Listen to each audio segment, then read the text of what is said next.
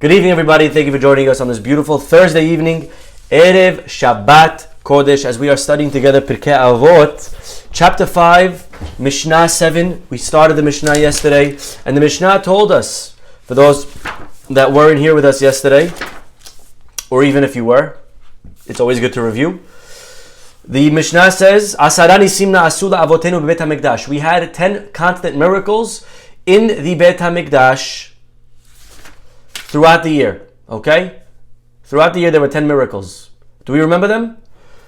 Let's quickly go through them. A lady never had a miscarriage. The meat of the korbanot never spoiled. There was never a fly. From all the blood, you would think there's a lot of flies. That's also a miracle. The Kohen Gadol never had an emission that would cause him to become tameh on Yom Kippur. The rain would never extinguish the fire. That's a big miracle, no? Rain puts out fire, but not here. The wind would never cause the vertical column of smoke to disperse. There was never a problem of tameh, pasul, for the omer, the shteh halechem, the lechem hapanim. We're not going to go into the details of each one now. We spoke about that yesterday. Omdim tzefufim. When we would stand, we were like sardines. By the way, what does tzafuf actually literally mean? Anyone know what's tzaf? Float. How does floating connect to very stuffy and packed, crowded? What does floating have to do with being crowded? The answer is it was so crowded that some people were floating because they were stuck in between two other people and their feet were literally off the ground. So they, in a way, were floating. That's why the word for crowded is the same for floating, because when it's very crowded, some people are just floating because they're picked up between all those around them. Okay, that's interesting. And even though it was very crowded, when it was time to bow down, revahim, tons of space to bow. Lo ezik nahash ve'akrav v'Yerushalayim me'olam, and a snake / scorpion never hurt anybody. And a person never said to his friend, "It's so uncomfortable for me in Jerusalem, you know. Let's just go to Aruba this year instead. Let's go to, destination somewhere else for Pesach, you know. Jerusalem, too crowded for me." That never happened. I'm not sure how that would work today with all of the other type of Pesach programs that go on. But either way, what I would like to do today, with your permission, is I would like to show you how sometimes Mishnayot and all of Torah can be understood on a simple level, which is the level that we just studied, and it can be understood on a deeper level, a homiletical level, that's called a derasha. So we're going to take a sentence that straightforward means one thing, and using a little bit of creativity and guidance from rabbis, we're going to now glean completely different but amazing insights as well. Okay? Is that okay? Can we do that today? So we're going to take a sentence. So here's the game that we're going to play. I'm going to read to you a sentence. I'm going to wait 30 seconds, allow you to either think or write on the side a deeper message in these words, okay? Next, so here's the first line. The first line is one of the miracles, Velo chibu hageshamim esh shel atze hama'aracha. One of the miracles was that the rain did not extinguish the fire on the altar. It was a fire, the rain never extinguished it. So I pause and all of you try to think, what other message, deeper message here? Again, you're not looking for the literal translation. Literal, we already have it. That's the pshat. The pshat we know. But there's always a deeper message. Dun dun dun dun dun dun dun dun dun dun dun dun dun dun dun bum bum bum bum bum bum bum bum. No? Anyone? Okay. The real question is, why make a miracle that the rain should never extinguish the fire? I have a better miracle. You ready? Make it never rain. That's an interesting question. Instead of making it the water never, make it never rain. And therefore says Rav Chaim Volozhin, the word Geshem also, what is it? What else does Geshem mean? Anyone know? What else does Geshem besides rain mean? Gashmiyut means physicality. And says Rav Chaim Volozhin, we have to always make sure in life that the Geshamim, that our physical pursuits, that our chase for money and honor and business and buying homes and doing and everything that we're doing in our lives, as important as it is to always make sure that our commitment to Torah and mitzvot, that the esh, what's the esh? The fire, the passion that we have for Torah and mitzvot should never ever be taken away by the Geshamim. The physical, our physical activities should never take away from our Torah and mitzvot, no matter what tests come our way. Meaning, it's very easy to keep Shabbat when we're sitting on a lot of money, when business is going well, when we don't have to worry. But what happens now when there's something going rough in the business? When we, God forbid, if there's a fire at the store, we gotta go see, oh no, I'm losing all my merchandise. What do? To always make sure that our physical things in life, whatever they may be, the Gashmiyut, the Geshem, should not extinguish the fire that we have. We love Shabbat, keep Shabbat, no matter how difficult. Some weeks it's easy, some weeks it's harder. We shouldn't let the difficult weeks get in the way. Rabbi, please, you don't understand. This week, I have a business meeting. Rabbi, you don't understand. I'm losing money. Rabbi, you don't understand. Early Shabbat, I can't. It's not my schedule. Da-da-da-da-dum. We're learning Torah. And we learn Torah every day. God bless us all. Never allow something to come and disturb that learning.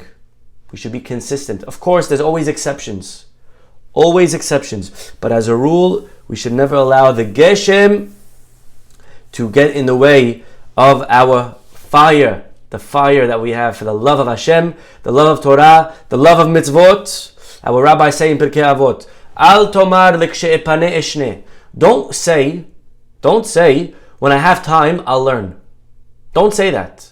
Sometimes you speak to someone, hey, listen, Joe, we're giving a class, why don't you come learn?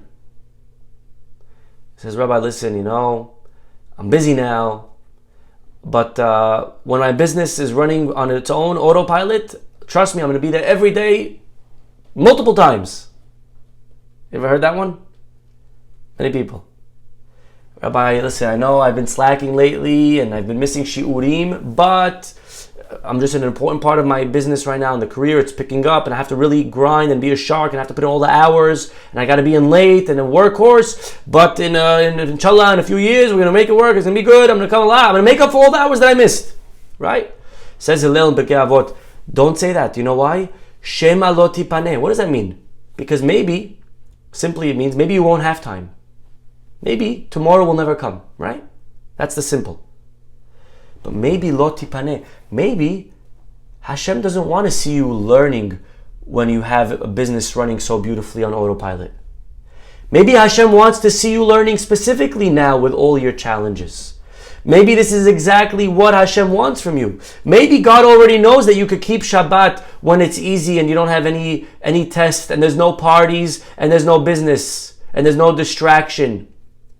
It's specifically now when there's a sick party on the weekend, when you're away on vacation, and there's going to be a lot of people there, a lot of singles there, a lot of people that you know. That's when Hashem wants to see you Shomer Shabbat. Especially when it's difficult. Especially when it's hard. That's what makes it beautiful. That's what makes it praiseworthy. And so we have to always remain with the fire, never allowing Geshem, Gashmiyut, physicality to extinguish that passion that we have. And by the way, this commitment is what we say in Shir HaShirim every Friday. For Sfaradim, we say this in Shul. Ma'im Rabim Lo yochelu lechabot et ahava.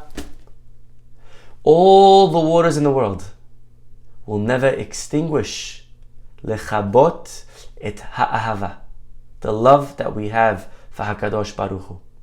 We have love. The love that we have portrays itself and manifests itself with mitzvot, with learning, with chesed, with Torah, and that will never be extinguished. All the mayim, all the geshem, all the physicality will never stop us from loving Hashem and doing the mitzvot. Beautiful. Next, that's a beautiful lesson. Period. Next, omdim tzefufim. When they stood, they were like sardines. Very tzafuf. Very packed. Crowded. Umishtahavim revahim. But when they would prostrate, they would bow down, revach. Lots of room. Okay. Let's play a game. I want you to try to think of a deeper message.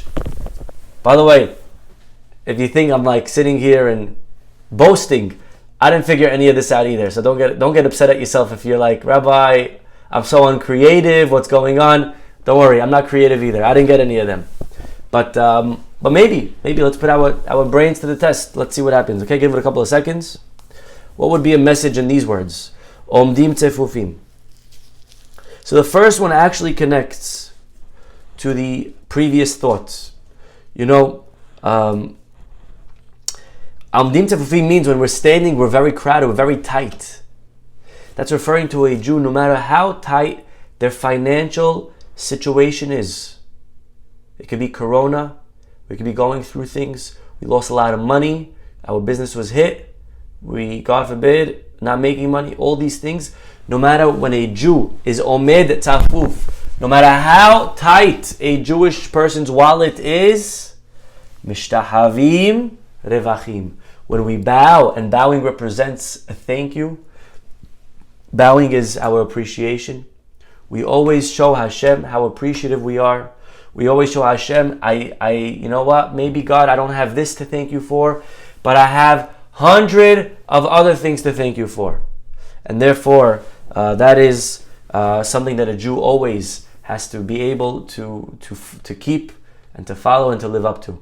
That even if we're tzafuf, even if times are rough, when we say thank you Hashem, we're able to find a small part of our day to be appreciative for. However, like is said beautifully on the side, Omdim Leah Lina Hazak Baruch. Omdim, what's Omdim? Omid is when someone is standing tall. That represents arrogance. Omid, if a person's proud and pride and full of himself or herself, when a person is arrogant, when a person thinks that they are so special and Hashem's gift to the world, the result is tzefufim. It's crowded. What does that mean? When a person's arrogant, it becomes crowded. When a person's arrogant, there's no room for anybody else. Anyone and everyone is in my way. That's supposed to be my honor. That's supposed to be my aliyah. That's supposed to be my award at the dinner. That's supposed to be my friends laughing at my joke. There's no room for anyone to succeed or thrive when a person is arrogant. But mishtahavim, when a person bows, representing humility, representing being anav, representing being humble. When we are mishtahavim, when a person is humble, there's enough room for everyone else in the world to also shine and have their room to grow and have their moments. A lot of people that are very arrogant, everyone around them, if they're experiencing happiness, if they're experiencing success, this one married his daughter off, but we're jealous. Why? Why should you be the center of attention at the wedding? I should be the center of attention. And we're angry when the person is celebrating a happy occasion. That's a problem of omdim. That's because we're always standing and we feel like we're God's gift to the world. And wherever we're standing, no one else deserves any line, any spotlight, any kavod. That should all come to me. Me. There's no room for anybody else. Get him out of here. I want all the honor. A true leader, by the way, and know this line well. A true leader is he who allows others to lead. A real leader is not threatened if other people are also succeeding. When a person's arrogant, they want all the kavod, they want all the credit. And they don't want to allow anyone else to accomplish. If I see there's a group of people out there that are accomplishing and they're doing well, I shut it down. Because you can't be the center of attention. I got to be the center of attention. Not them. Don't give credit to that group. Don't give credit to that person. Give the credit to me. I want it all. And there's no room for anyone else to shine. That's the danger of arrogance. And it's such a counterproductive way to succeed in anything in life. When it's all about us. And Moshe Rabbeinu was the humblest man. V'ha'ish Moshe anav me'od. So when there were two other prophets, Eldad u'Medad, mitnabe'im b'machaneh, when they were receiving a prophecy, and Yoshua ben Nun runs in and says, Moshe, get rid of them. They're a threat to your success. They're also big prophets now. They may take the position. They may take the chair. They may take the mic. They may take the presidency. They may take the leadership role. You know what Anav says? You know what Moshe Rabbeinu says? Ahlan usahlan. Tfaddal. Bechavod. Be my guest. Be our guest. It only comes with true humility. I'm not threatened. If you could lead and you could do a good job, of course, I'm proud and I'm happy for you to get it done. It doesn't need to be me getting it done. It's something that we all have to work on. We all have those people in our lives that we're jealous of, people that we're competing with. We have to be able to ask ourselves, are we truly interested in our success? Or are we interested in Hashem's success? Are we interested in success for Am Yisrael and success of the world? And if that's the case, and if I'm humble, I don't have to be the one to lead. If they're doing a good job, Hazaku Baruch. More credit to you. Keep doing it. I'm proud of you. Nothing wrong. And here's the line, you ready? And that's what Moshe Rabbeinu says, by the way. Mi yiten kol am Hashem. Bechavod. If everyone was prophets, Hadid. Doesn't bother me. Sometimes in shul, in a synagogue, organization, it's my project. I want to be the one calling the shots. I want to be the one doing. And we're afraid to sometimes, we're able to allow a synagogue to grow more, or an organization or a company. It will grow more if we have the ability to put aside our ego and to hand the keys to somebody else. You'll do a better job. I am stepping down. Very hard. And so sometimes we stay connected and we stay in charge and we stunt everyone around us growth. We give very little room for people around us to shine. I'm actually very lucky. I'm over here in the city, in the synagogue in Safran, Manhattan, and my colleague, Rabbi Farhi, is literally the exact opposite of someone who's trying to hoard any kavod. Every time I speak to people and they say things like, how is it over there? You know, you're an assistant. I say, I'll be honest with you, I don't know what that means. I'm an assistant. I don't feel it at all. All the responsibilities, all the abilities of speaking to the kahal, he splits with me 50-50. He gives me the ability to shine. He gives me the right, the freedom, passage, whatever you need. He gives me the pulpit, 50%. It's unbelievable. I'm really so appreciative, Baruch Hashem, to be in a situation that I'm able to work with someone that's so humble and that really is confident in his own success and doesn't feel threatened by the success of somebody else. That's really, I'm very lucky in that regard. And make sure you send this recording to Rabbi Farhi afterwards. Okay, next. So that is the idea over here of true leadership. That's a true leader, by the way. And there is one line that I saw today, beautiful. You ready for the line? Mi she'eno tofes makom beshum makom. He who doesn't view himself with exaggerated sense of importance, yesh lo makom bechol makom, has a place and feels welcome in every place.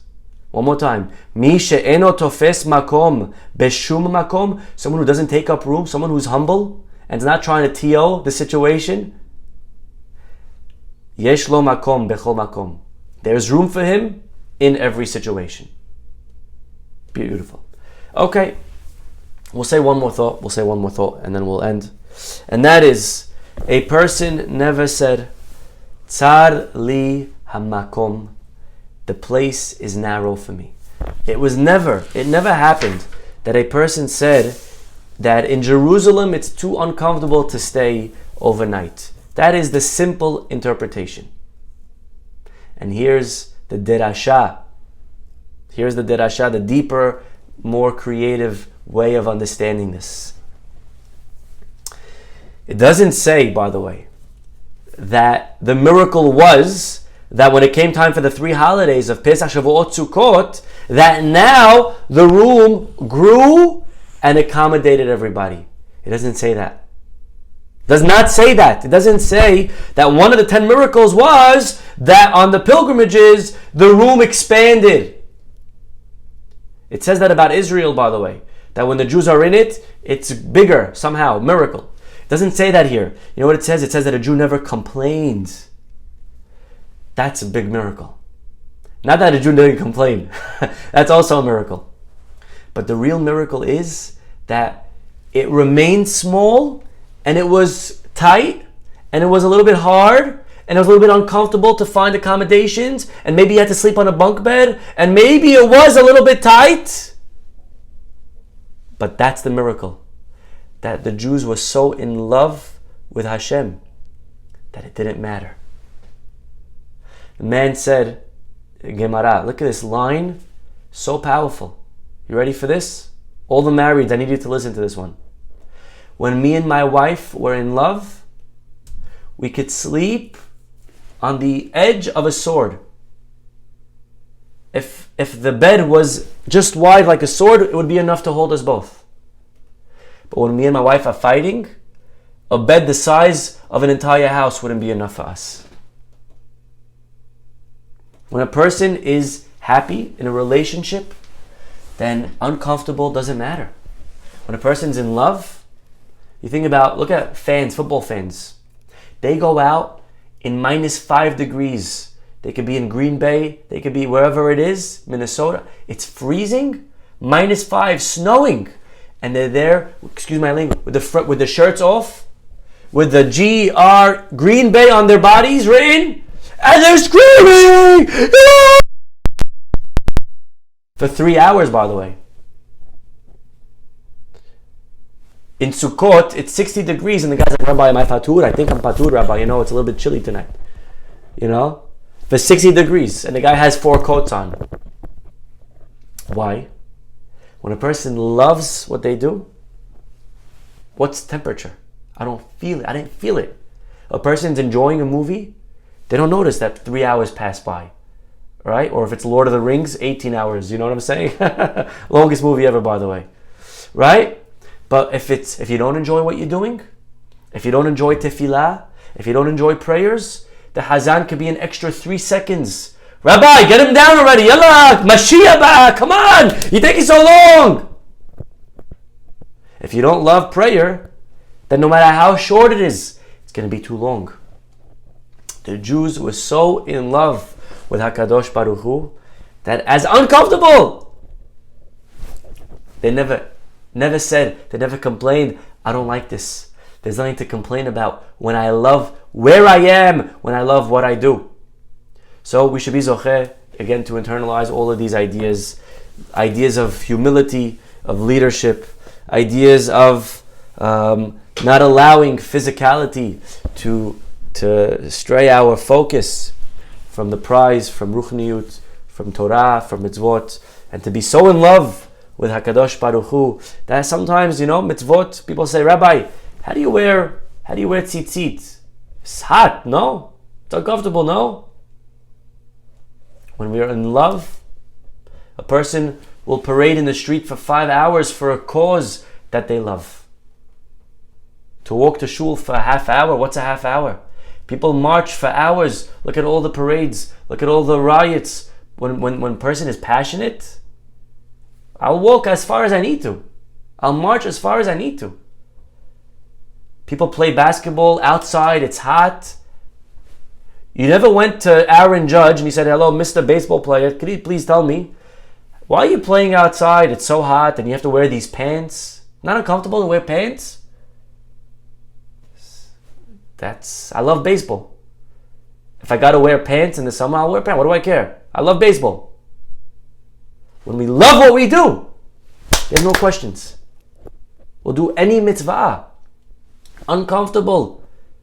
Right? And everyone apply to our own lives. We know how, where we need to apply. Right? Shabbat, kosher, tzeniut, it's all uncomfortable. Sometimes, yeah. But when I'm in love with HaKadosh Baruch Hu, when I understand the idea behind it. So, uncomfortable is irrelevant. We do so many uncomfortable things. We should be zochet to reach all these levels. Everybody have an awesome day, wonderful evening. Shabbat shalom. We'll see you next week. Bye-bye.